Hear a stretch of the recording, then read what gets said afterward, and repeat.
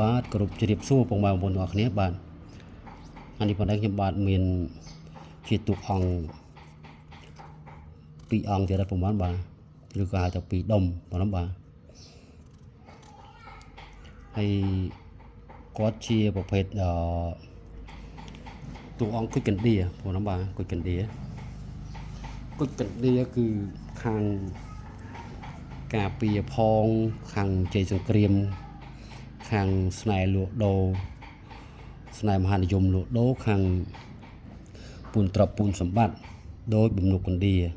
បាទហើយតួអង្គគុជកណ្ដៀនេះគឺជារបស់កម្រមួយដែលពិបាកនឹងរកសាច់ប្រភេទបែបហ្នឹងបាទមួយទៀតគឺពណ៌ខ្មៅហើយមួយទៀតគឺពណ៌បែបនេះប៉ុណ្ណឹងបាទ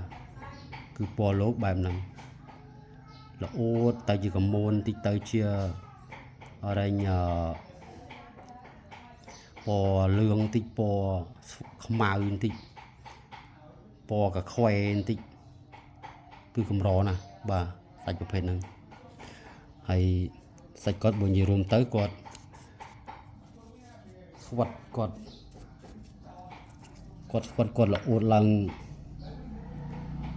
ខុសពីនៅគុជធម្មតាហើយបាទគាត់ឡើងដល់ចំណុចមួយដែលហៅថាចំណុចលេខ1ហើយបាទតែគាត់ថារូបរាងគាត់គឺប្រហោងមានកដេកកដកអីចឹងហើយនេះក៏មានប្រហោង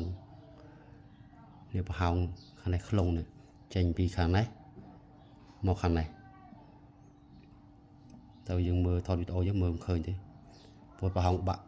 បុកមកចូលមកខាងនេះបានចេញមកនេះវិញ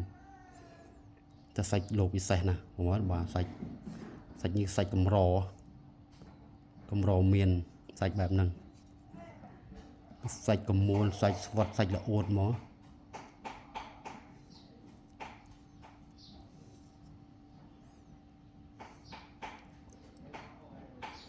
បាទមានមិនច្រើនទេបងប្អូនបាទមានមិនច្រើនទេពុកម៉ែបងប្អូនណាចង់បានអាចឆានមកមុនបានមុនហើយបាទគឺមានអត់ច្រើនទេ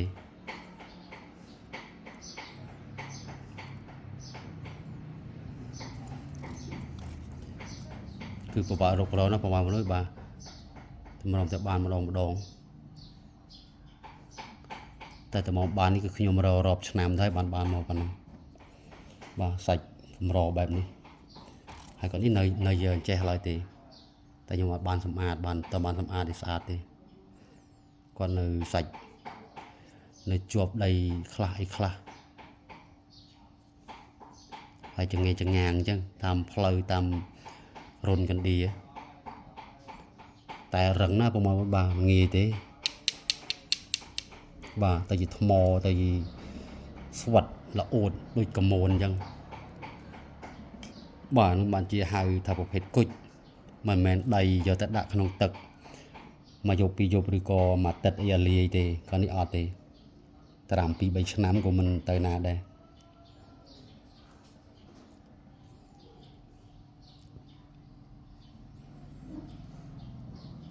សាច់គាត់គឺប្រភេទបែបហ្នឹងហើយសាច់ដែលកម្រនេះគឺសាច់ហ្នឹងបងបាទសាច់កម្រគឺសាច់ប្រភេទហ្នឹង